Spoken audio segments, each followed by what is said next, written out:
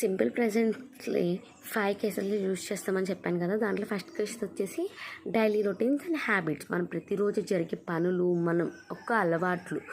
దాంట్లో చూసుకుంటే గనక ప్రతిరోజు అందరికీ ఏదో ఒక అలవాటు ఉంటూనే ఉంటుంది. మార్నింగ్ లేవాలి, కొంతమంది మార్నింగే లేస్తారు, కొంతమంది కొంచెం లేట్‌గా లేస్తారు.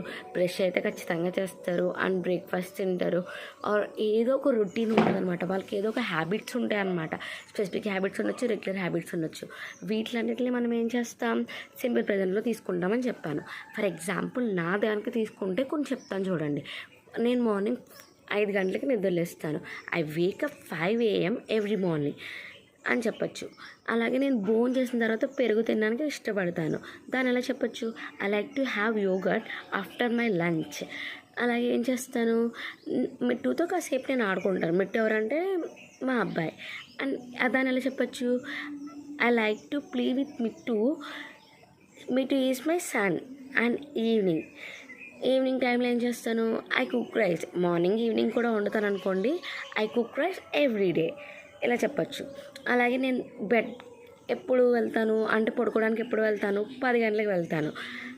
I go to bed 10 PM every day ఇలా చెప్పచ్చు. ఇలా మనం రోజు జరిగే విషయాలు కానీ ఇప్పుడు చేస్తున్న విషయాలు అనమాట.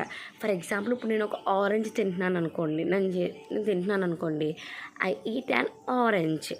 బట్ ఇక్కడ సెంటెన్స్ ఫార్మేషన్ ఇంకా మీకు క్లియర్గా రావాలి.